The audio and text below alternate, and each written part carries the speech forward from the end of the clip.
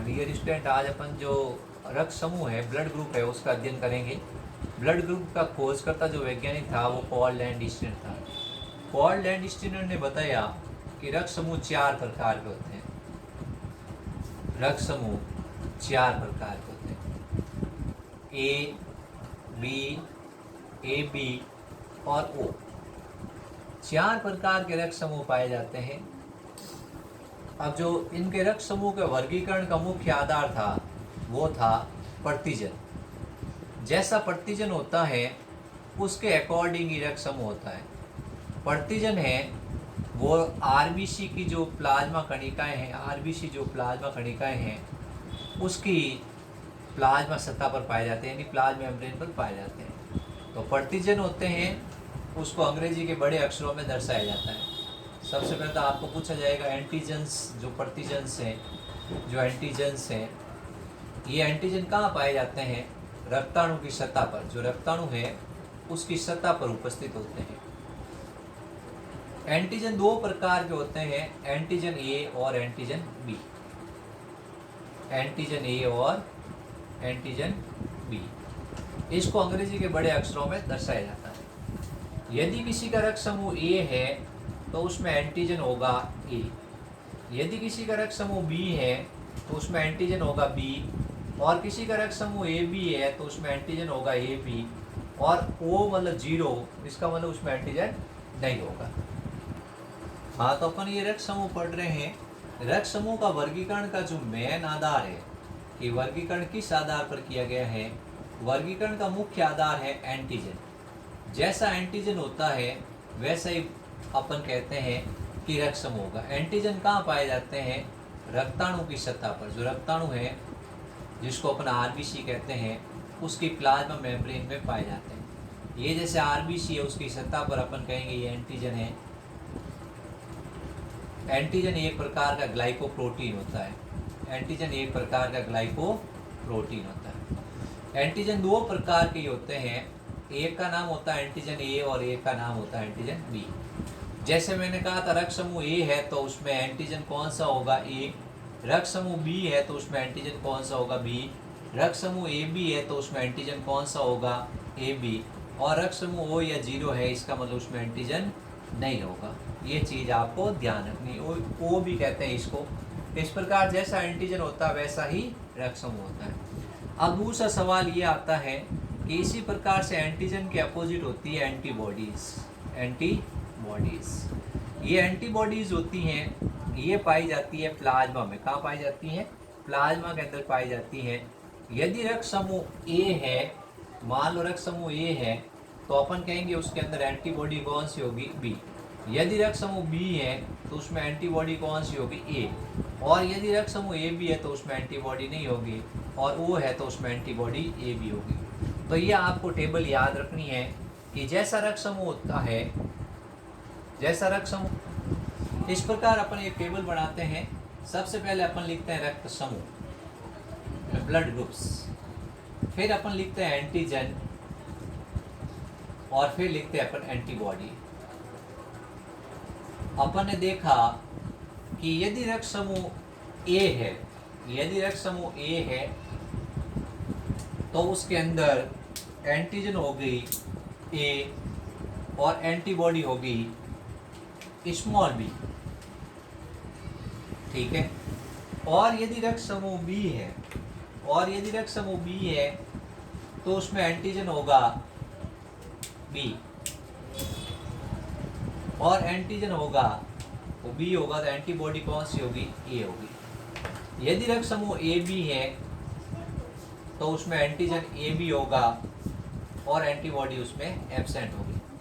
और यदि रक्त समूह आपके पास में ओ होगा तो उसमें एंटीजन नहीं होगी, लेकिन एंटीबॉडी आपको याद रखना है ए बी होता है। ये एंटीबॉडी होती है, इसको अंग्रेजी के छोटे अक्षरों में दर्शाते हैं और एंटीजन को अंग्रेजी के बड़े अक्षरों में दर्शाते हैं। जैसा रक्त समूह वैसा ही एंटीजन, ये चीज़ आपको याद रखनी है। जैसे मैंने कहा रक्त समूह यदि ए है तो वो एंटीजन ए होगा, रक्त समूह बी है तो एंटीजन बी होगा, और रक्त समूह ए बी है तो एंटीजन ए बी होगा। ये आपको टेबल याद रखनी है। अब सवाल ये बनता है कि एंटीजन कहाँ पाया जाता है? एंटीजन पाया जाता है रक्ताणु की सतह पर। एंटीजन कहाँ पाया जाता है? जो रक्ताणु है उसकी सतह पर पाया जाता है और ये ग्लाइकोप्रोटीन होता है, रक्ताणु की सतह पर पाया जाता है। और एंटीबॉडी कहाँ पाई जाती है? प्लाज्मा में पाई जाती है। ये एक प्रकार का ग्लाइकोलिपिड या अपन कह सकते हैं ये ग्लाइकोप्रोटीन है। तो एंटीजन एंटीबॉडी कभी भी समान नहीं होना चाहिए।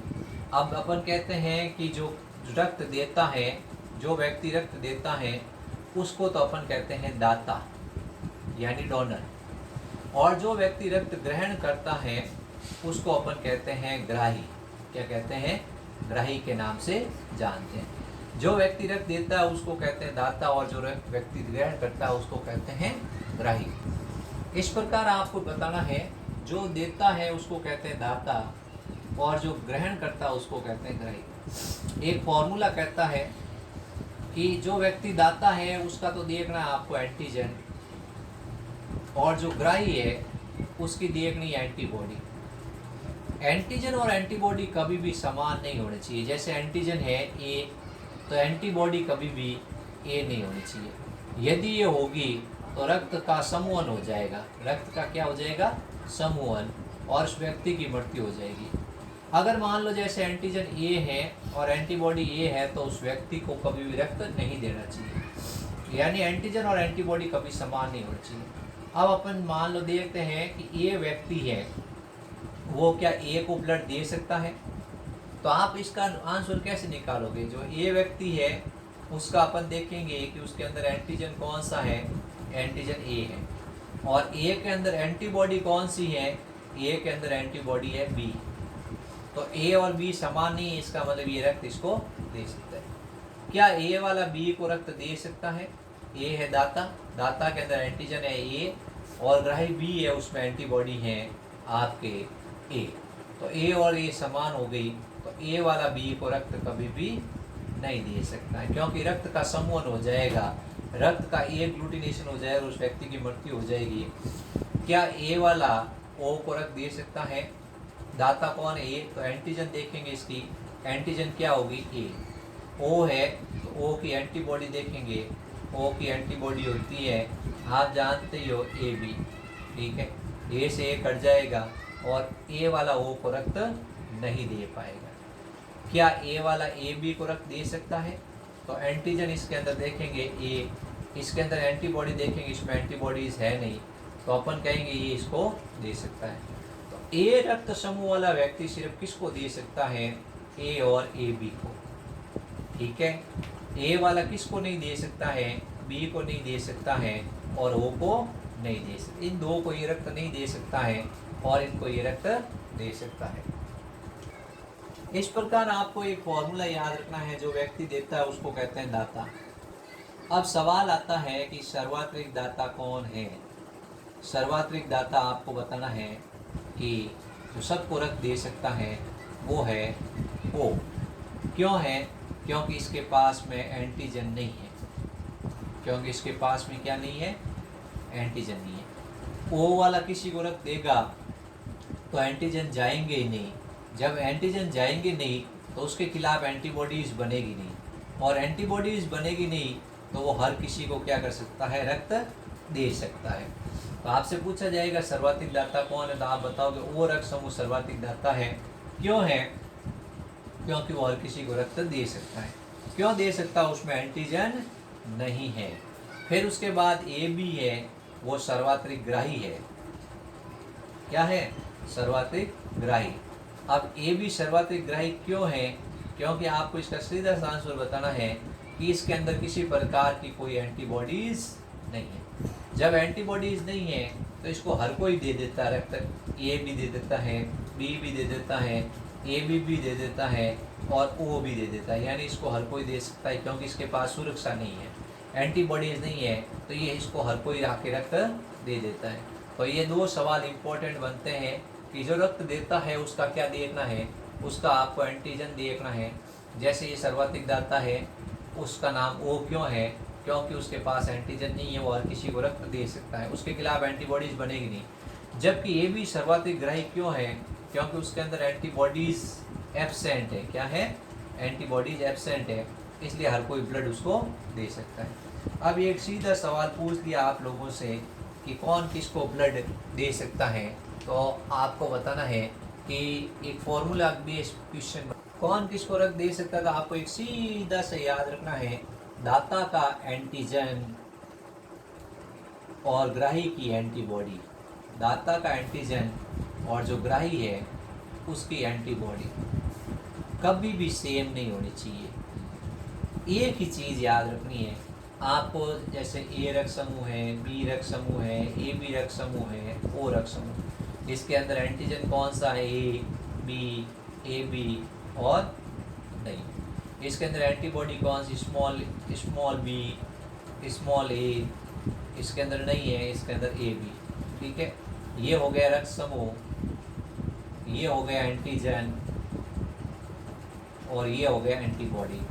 ठीक है, अगर आपको ये टेबल याद है तो आप सीधा आंसर याद कर सकते हो। सीधा पूछ लिया क्या बी वाला बी को रख दे सकता है, आपसे क्वेश्चन पूछ लिया तो आप देखोगे बी के अंदर दाता कौन है, बी, और ग्राही कौन है, बी। दाता का क्या देखना है, एंटीजन, इसके अंदर एंटीजन कौन सा है, बी, और इसके अंदर एंटीबॉडी कौन सी है, ए। बी और ए समान नहीं, इसलिए इसको रक्त दे सकता है। अब सवाल आ गया क्या बी वाला ए बी को रक्त दे सकता है, तो आपसे सीधा सवाल पूछ लिया दाता कौन है, बी है, तो बी के अंदर एंटीजन बी है और इसके अंदर एंटीबॉडी कौन सी है, इसके अंदर एंटीबॉडी नहीं है, तो ये इसको रक्त दे सकता है।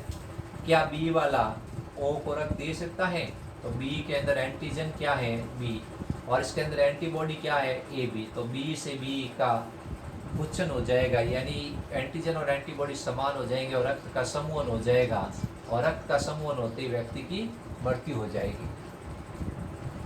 इस प्रकार आपको एक फॉर्मूला याद रखना है कि जो व्यक्ति रक्त देता है उसको कहते हैं दाता, उसका एक चीज़ याद रखनी है एंटीजन, और जो रक्त व्यक्ति ग्रहण करता है उसका ध्यान रखना है एंटीबॉडी।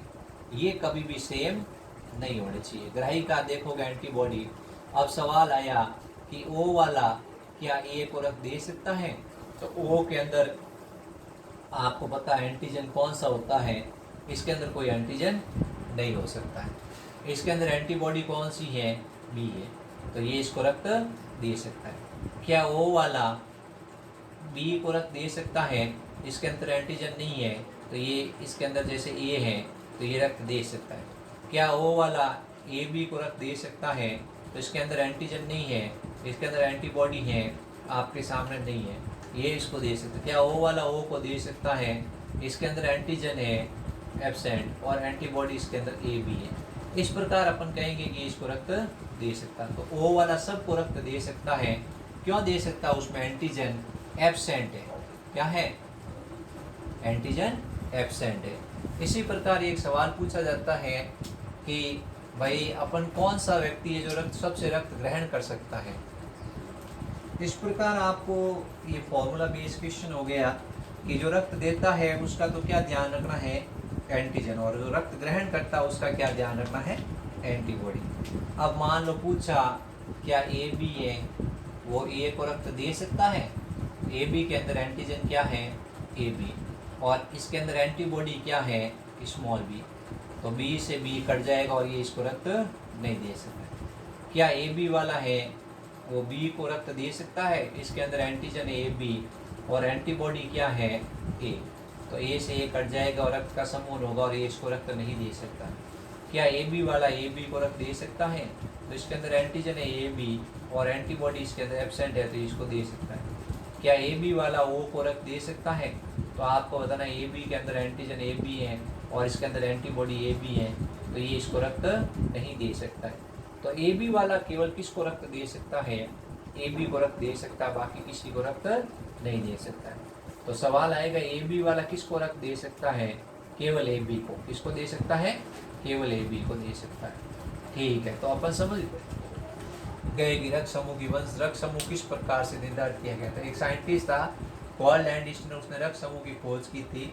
उसने 4 प्रकार के रक्त बताए थे। उसने बताया कि भाई कोई व्यक्ति को रक्त चढ़ाओ तो ये ध्यान रखो कि कौन सा रक्त समूह है उसका और कौन सा रक्त समूह है आपका।